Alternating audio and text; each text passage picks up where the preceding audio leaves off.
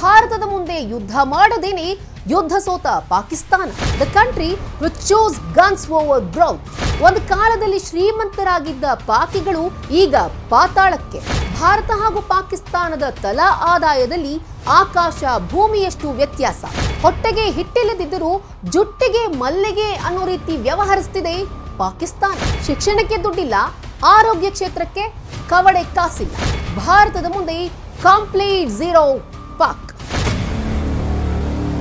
ನಮಸ್ಕಾರ ವೀಕ್ಷಕರೇ. ಪಾಕಿಸ್ತಾನದ ಸೃಷ್ಟಿಕರ್ತ ಮೊಹಮ್ಮದ್ ಅಲಿ ಜಿನ್ನಾ ಭಾರತ ಮತ್ತು ಪಾಕಿಸ್ತಾನ ಇಬ್ಬಾಗ ಆದಾಗ ನಮಗೆ ಗೆದ್ದಲು ಹಿಡಿದ ಪಾಕಿಸ್ತಾನ ಸಿಕ್ಕಿದೆ ಅಂತ ಹೇಳಿ ಗೊಳೋ ಅಂತ ಹೊಯ್ಕೊಂಡಿದ್ದ. ಅದರ ವಿಚಾರ ಏನಪ್ಪಾ ಅಂತ ಹೇಳಿದ್ರೆ, ಈ ರೀತಿ ಡಿವೈಡ್ ಆದಾಗ ಪಾಕಿಸ್ತಾನ ತುಂಬಾ ಸುಭಿಕ್ಷವಾಗಿತ್ತು. ಕಂಪೇರ್ ಟು ಇಂಡಿಯಾ ಅಲ್ಲಿನ ಜನರ ತಲಾ ಆದಾಯ ಹೆಚ್ಚಾಗಿತ್ತು. ಶಿಕ್ಷಣ ಕ್ಷೇತ್ರ, ಆರೋಗ್ಯ ಕ್ಷೇತ್ರ ಪ್ರತಿಯೊಂದೂ ಕೂಡ ಚೆನ್ನಾಗಿತ್ತು. ಆದರೆ ಪಾಕಿಸ್ತಾನ ನಿಮ್ಗೆ ಗೊತ್ತಲ್ಲ, ಎಲ್ಲಿ ಇನ್ವೆಸ್ಟ್ ಮಾಡಬೇಕೋ ಅಲ್ಲಿ ಇನ್ವೆಸ್ಟ್ ಮಾಡಿಲ್ಲ. ಇದು ಶಿಕ್ಷಣಕ್ಕೆ ಇನ್ವೆಸ್ಟ್ ಮಾಡೋ ಬದಲು ಗನ್ನು ಬಾಂಬು ಅಂತ ಹೇಳಿ ಅಲ್ಲಿ ಇನ್ವೆಸ್ಟ್ ಮಾಡಿ ಇವತ್ತು ಹೆಂಗಾಗಿದೆ ಅಂತ ಹೇಳಿದ್ರೆ, ಭಾರತದ ಮುಂದೆ ಪಾಕಿಸ್ತಾನ ಅಕ್ಷರಶಃ ಝೀರೋ ಆಗ್ಬಿಟ್ಟಿದೆ. ಭಾರತಕ್ಕೆ ಕಂಪೇರ್ ಮಾಡಿದ್ರೆ ಪಾಕಿಸ್ತಾನ ತುಂಬಾ ಸುಭಿಕ್ಷವಾದ ದೇಶವಾಗಿತ್ತು. ಅಲ್ಲಿನ ಜನರ ತಲಾ ಆದಾಯ ಭಾರತದ ಜನರ ತಲಾ ಆದಾಯಕ್ಕಿಂತಲೂ ಕೂಡ ಹೆಚ್ಚಿತ್ತು. ಆದರೆ ಅವರು ನ್ಯೂಕ್ಲಿಯರ್ ವೆಪನ್ ಅಂತ ಅಲ್ಲಿ ಹೋಗಿ ದೆ ಲಾಸ್ಟ್ ರಿಯಲ್ ವಾರ್. ಪ್ರತಿಯೊಂದು ಕ್ಷೇತ್ರನೂ ಕೂಡ ಕಂಪೇರ್ ಮಾಡಿ ನೋಡಿದಾಗ ಭಾರತದ ಮುಂದೆ ಪಾಕಿಸ್ತಾನ ಏನಂದ್ರೆ ಏನೂ ಇಲ್ಲ.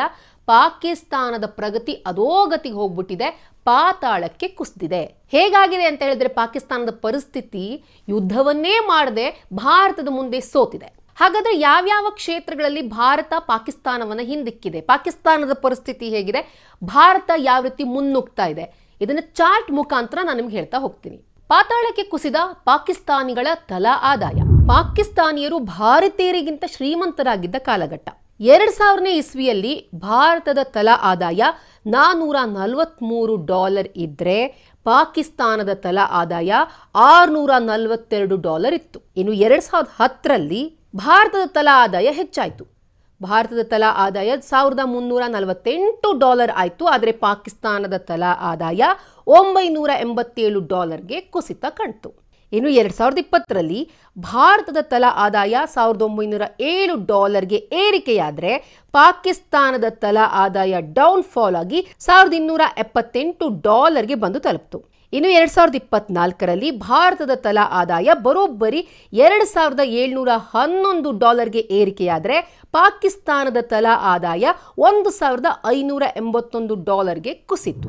ನೋಡಿದಲ್ಲ, ಭಾರತ ಮತ್ತು ಪಾಕಿಸ್ತಾನದ ನಡುವಿನ ತಲಾ ಆದಾಯ ಯಾವ ರೀತಿ ವ್ಯತ್ಯಾಸ ಇದೆ ಅಂತ ಹೇಳಿ. ಭಾರತ ರಾಕೆಟ್ ಸ್ಪೀಡ್ನಲ್ಲಿ ಏರಿಕೆಯಾಗ್ತಾ ಹೋದ್ರೆ ಪಾಕಿಸ್ತಾನ ಕಾಲಘಟ್ಟದಿಂದ ಕಾಲಮಾನದಿಂದ ಪಾತಾಳಕ್ಕೆ ಕುಸಿತಾನೆ ಇದೆ. ಇನ್ನು ಎರಡೂ ದೇಶಗಳ ನಡುವಿನ ಸರಾಸರಿ ಜೀವಿತಾವಧಿಯನ್ನು ನೋಡೋಣ. ಸರಾಸರಿ ಜೀವಿತಾವಧಿ 1960ರಲ್ಲಿ ಭಾರತೀಯರ ಸರಾಸರಿ ಜೀವಿತಾವಧಿ 45.6 ವರ್ಷ ಇದ್ದರೆ ಪಾಕಿಸ್ತಾನದ ಸರಾಸರಿ ಜೀವಿತಾವಧಿ 44.1 ವರ್ಷ ಇತ್ತು. ಇನ್ನು 2000ನೇ ಇಸ್ವಿಯಲ್ಲಿ ಭಾರತೀಯರ ಜೀವಿತಾವಧಿ 62.7 ವರ್ಷ ಇದ್ದರೆ ಪಾಕಿಸ್ತಾನದವರ ಜೀವಿತಾವಧಿ 61.9 ವರ್ಷ ಇತ್ತು. 2024ರಲ್ಲಿ ಲೇಟೆಸ್ಟ್ ಡೇಟಾ ಭಾರತೀಯರ ಸರಾಸರಿ ಜೀವಿತಾವಧಿ 72.2ಕ್ಕೆ ಏರಿಕೆಯಾದರೆ ಪಾಕಿಸ್ತಾನದ ಸರಾಸರಿ ಜೀವಿತಾವಧಿ 67.8 ವರ್ಷಕ್ಕೆ ಕುಸಿದಿದೆ. ಇನ್ನು ಎರಡೂ ದೇಶಗಳ ನಡುವಿನ ಸಾಕ್ಷರತೆ ಪ್ರಮಾಣ ನೋಡೋಣ. ಇದರಲ್ಲೂ ಕೂಡ ಭಾರತ ಮತ್ತು ಪಾಕಿಸ್ತಾನದ ನಡುವೆ ಅಜಗಜಾಂತರ ವ್ಯತ್ಯಾಸ ಇದೆ. ಸಾಕ್ಷರತೆ ಪ್ರಮಾಣ 15 ಮತ್ತು ಅದಕ್ಕಿಂತ ಮೇಲ್ಪಟ್ಟ ವಯಸ್ಸಿನ ಜನರ ಶೇಕಡಾವಾರು. 2023ರಲ್ಲಿ ಭಾರತದ ಸಾಕ್ಷರತಾ ಪ್ರಮಾಣ 80%ರಷ್ಟಿದ್ರೆ 2021ರಲ್ಲಿ ಪಾಕಿಸ್ತಾನದ ಸಾಕ್ಷರತಾ ಪ್ರಮಾಣ 58%. ಅಂದ್ರೆ ಎಷ್ಟು ವ್ಯತ್ಯಾಸ ಇದೆ ಅಂತ ನೋಡಿ ಎಜುಕೇಶನ್ ವಿಚಾರದಲ್ಲಿ. ಇನ್ನು ಶಿಕ್ಷಣದ ಮೇಲೆ ಪಾಕಿಸ್ತಾನ ಎಷ್ಟರ ಮಟ್ಟಿಗೆ ಬಂಡವಾಳವನ್ನು ಹೂಡಿದೆ. ಯಾವಾಗಲೂ ಕೂಡ ಗನ್ನು, ಬಾಂಬು, ಬುಲೆಟು, ಮಿಸೈಲು ಅನ್ನೋ ಪಾಕಿಸ್ತಾನ ತನ್ನ ದೇಶದ ಮಕ್ಕಳಿಗೆ ಸರಿಯಾದ ರೀತಿಯಲ್ಲಿ ಶಿಕ್ಷಣವನ್ನು ಕೊಡ್ತಾ ಇಲ್ಲ.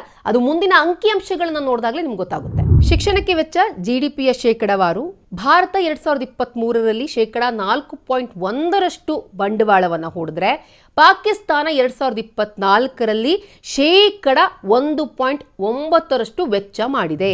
ಇನ್ನು ಆರೋಗ್ಯದ ವೆಚ್ಚ ನೋಡೋಣ. ಭಾರತ ಮತ್ತು ಪಾಕಿಸ್ತಾನ ಎರಡೂ ದೇಶಗಳು ಕೂಡ ಯಾವ ರೀತಿ ವೆಚ್ಚ ಮಾಡುತ್ತೆ ಅಂತ. ಆರೋಗ್ಯದ ವೆಚ್ಚ ಜಿಡಿಪಿಯ ಶೇಕಡಾವಾರು 2000ನೇ ಇಸ್ವಿಯಲ್ಲಿ ಭಾರತ ಶೇಕಡ 4.1ರಷ್ಟು ವೆಚ್ಚ ಮಾಡಿದರೆ ಪಾಕಿಸ್ತಾನ ಕೇವಲ ಶೇಕಡ 2.5ರಷ್ಟು ವೆಚ್ಚ ಮಾಡಿದೆ. 2021ರಲ್ಲಿ ಭಾರತ ಶೇಕಡ 3.4ರಷ್ಟು ವೆಚ್ಚ ಮಾಡಿದ್ರೆ ಪಾಕಿಸ್ತಾನ ಕೇವಲ ಶೇಕಡ 3ರಷ್ಟು ವೆಚ್ಚ ಮಾಡಿದೆ.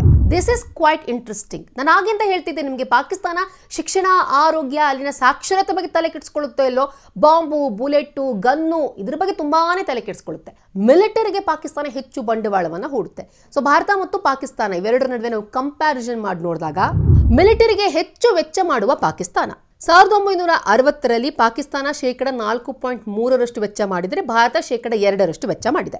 ಇನ್ನು 1965ರಲ್ಲಿ ಪಾಕಿಸ್ತಾನ ಶೇಕಡ 5.9ರಷ್ಟು ವೆಚ್ಚ ಮಾಡಿದರೆ ಭಾರತ ಶೇಕಡ 3.9ರಷ್ಟು ಹೂಡಿಕೆ ಮಾಡಿದೆ. ಇನ್ನು 1985ರಲ್ಲಿ ಪಾಕಿಸ್ತಾನ 5.9% ಹೂಡಿಕೆ ಮಾಡಿದರೆ ಭಾರತ ಶೇಕಡ 3.6ರಷ್ಟು ಹೂಡಿಕೆ ಮಾಡಿದೆ. ಇನ್ನು 2000ನೇ ಇಸ್ವಿ ನೋಡೋದಾದರೆ ಪಾಕಿಸ್ತಾನ ಶೇಕಡ 4.2ರಷ್ಟು ವೆಚ್ಚ ಮಾಡಿದರೆ ಭಾರತ ಶೇಕಡ 2.9ರಷ್ಟು ವೆಚ್ಚ ಮಾಡಿದೆ. 2020ರಲ್ಲಿ ಪಾಕಿಸ್ತಾನ ಶೇಕಡ 3.5ರಷ್ಟು ಬಂಡವಾಳವನ್ನು ಹೂಡಿಕೆ ಮಾಡಿದರೆ ಭಾರತ ಶೇಕಡ 2.8ರಷ್ಟು ಬಂಡವಾಳವನ್ನು ಹೂಡಿಕೆ ಮಾಡಿದೆ. ಇನ್ನು 2023ರಲ್ಲಿ ಪಾಕಿಸ್ತಾನ 2.8%ನಷ್ಟು ಹೂಡಿಕೆ ಮಾಡಿದರೆ ಭಾರತ 2.4%ನಷ್ಟು ವೆಚ್ಚ ಮಾಡಿದೆ. ನೋಡಿದ್ರಲ್ಲ, ಈ ಚಾರ್ಟ್ ಎಲ್ಲವನ್ನ ಹೇಳುತ್ತೆ. ಅದರಲ್ಲಿ ಎಸ್ಪೆಷಲಿ ಮಿಲಿಟರಿ ಅಂತ ಬಂದಾಗ ಒಂದು ಗಾದೆ ಮಾತಿದೆ, ಹೊಟ್ಟೆಗೆ ಹಿಟ್ಟಿಲ್ಲ ಅಂದರೂ ಜುಟ್ಟಿಗೆ ಮಲ್ಲಿಗೆ ಅಂತ. ಪಾಕಿಸ್ತಾನ ಹೇಗೆ ಅಂತ ಅಂದರೆ ಶಿಕ್ಷಣಕ್ಕೂ ಕೊಡ್ತಿಲ್ಲ, ಆರೋಗ್ಯ ಕ್ಷೇತ್ರಕ್ಕೂ ಕೊಡ್ತಿಲ್ಲ, ಸಾಕ್ಷರತೆ ಪ್ರಮಾಣಕ್ಕೂ ಕೊಡ್ತಿಲ್ಲ. ಅರ್ಧಕ್ಕರ್ಧ ಹಣವನ್ನು ಈ ಗನ್ನು, ಬುಲೆಟು, ಬಾಂಬ್ ಅಂತ ಹೇಳಿ ಮಿಲಿಟರಿಗೆ ಮೀಸಲಿಟ್ಟಿದೆ. ಆದರೆ ಭಾರತ ಹಂಗಲ್ಲ, ತನ್ನ ಹೊಟ್ಟೆ ತುಂಬಿಸ್ಕೊಂಡಿದೆ. ಬೇಕಾದ ಕ್ಷೇತ್ರಗಳಿಗೆ ಹೆಚ್ಚು ಹಣ ಹೂಡಿಕೆ ಮಾಡಿ ನಂತರ ಉಳಿದಂತಹದ್ದನ್ನು ರಕ್ಷಣಾ ಕ್ಷೇತ್ರಕ್ಕೆ ಹೂಡಿಕೆ ಮಾಡಿದೆ. ಇದೇ ಭಾರತ ಮತ್ತು ಪಾಕಿಸ್ತಾನಕ್ಕಿರುವಂತಹ ಒಂದು ಮೇನ್ ಡಿಫ್ರೆನ್ಸ್. ಈ ಚಾರ್ಟ್ ಏನಿದೆಯಲ್ಲ ಸೈಲೆಂಟ್ ಸ್ಟೋರಿಯನ್ನು ಹೇಳುತ್ತೆ. ಭಾರತ ಯಾವುದೇ ಗನ್ನನ್ನ, ಬುಲೆಟ್ ಅನ್ನ ಬಳಸದೆ ಯುದ್ಧವನ್ನ ಗೆದ್ದಿದೆ. ಪಾಕಿಸ್ತಾನ ಯಾವ ರೀತಿ ದೇಶ ಅಂತ ಅಂದ್ರೆ it choose guns over growth. ಈಗ ಭಾರತ ಪಾಕಿಸ್ತಾನದ ವಿರುದ್ಧ ರಾಜತಾಂತ್ರಿಕ ಸಮರವನ್ನ ಸಾರಿದೆ. ಭಾರತ ಪಾಕಿಸ್ತಾನಕ್ಕೆ ಸಿಂಧೂ ನದಿಯನ್ನ ಬಿಡಲ್ಲ ಅಂತ ಹೇಳಿ ಖಡಕ್ ಆಗಿ ಹೇಳಿದೆ. ಸಿಂಧೂ ನದಿನ ಸ್ಟಾಪ್ ಮಾಡೋದಕ್ಕೆ ಇನ್ನೂ ಸ್ವಲ್ಪ ದಿನಗಳು ಬೇಕು. ಆಲ್ಟರ್ನೇಟಿವ್ ವ್ಯವಸ್ಥೆ ಮಾಡ್ಕೊಳ್ಳೋವರೆಗೂ ಕೂಡ ಸಿಂಧೂ ನದಿ ಪಾಕಿಸ್ತಾನಕ್ಕೆ ಹೋಗುತ್ತೆ. ಆದರೆ ಜಸ್ಟ್ ಇಮ್ಯಾಜಿನ್, ಒಮ್ಮೆ ಸಿಂಧೂ ನದಿ ಪಾಕಿಸ್ತಾನಕ್ಕೆ ಹೋಗಿಲ್ಲ ಅಂದರೆ ಪಾಕಿಸ್ತಾನದ ಸ್ಥಿತಿ ಹೇಗಾಗುತ್ತೆ? ಕಂಪ್ಲೀಟ್ ಆಗಿ ಬರ್ಬಾದ್ ಆಗ್ಬಿಡುತ್ತೆ. ಪಾಕಿಸ್ತಾನದ ಪರಿಸ್ಥಿತಿ ಅಕ್ಷರಶಃ ಅಧೋಗತಿ ಹೋಗ್ಬಿಡುತ್ತೆ. ಈಗಾಗಲೇ ಅಮಿತ್ ಶಾ ಇನ್ನೊಂದು ಹೆಜ್ಜೆ ಮುಂದೆ ಹೋಗಿ ಪಾಕಿಸ್ತಾನದ ಪ್ರಜೆಗಳು ಎಲ್ಲೆಲ್ಲಿದ್ದಾರೆ ಎಲ್ಲರನ್ನೂ ಹುಡುಕಿ ಅವರ ವೀಸಾವನ್ನು ಕ್ಯಾನ್ಸಲ್ ಮಾಡಿ ಅಂತ ಹೇಳಿ ಎಲ್ಲ ರಾಜ್ಯದ CMಗಳಿಗೆ ಕಟ್ಟುನಿಟ್ಟಿನ ಆದೇಶವನ್ನು ಹೊರಡಿಸಿದ್ದಾರೆ. ಇವೆಲ್ಲ ಭಾರತದ ರಾಜತಾಂತ್ರಿಕ ಕ್ರಮಗಳು ಏನಿದೆ ಆದಷ್ಟು ಬೇಗ ಇಂಪ್ಲಿಮೆಂಟ್ ಆಗ್ತಾ ಹೋದರೆ ಪಾಕಿಸ್ತಾನದ ಸರ್ವನಾಶ ಕಟ್ಟಿಟ್ಟ ಬುತ್ತಿ. ಈ ವಿಡಿಯೋ ಇಷ್ಟ ಆದಲ್ಲಿ ಲೈಕ್ ಮಾಡಿ, ಶೇರ್ ಮಾಡಿ, ಕಮೆಂಟ್ ಮಾಡಿ. ಹಾಗೆ ನೀವು ನಮ್ಮ ಹೊಸದಿಗಂತ ಡಿಜಿಟಲ್ ಚಾನಲ್ನ ಸಬ್ಸ್ಕ್ರೈಬ್ ಮಾಡಿಲ್ಲ ಅಂದರೆ ಈ ಕೂಡಲೇ ಸಬ್ಸ್ಕ್ರೈಬ್ ಮಾಡಿ.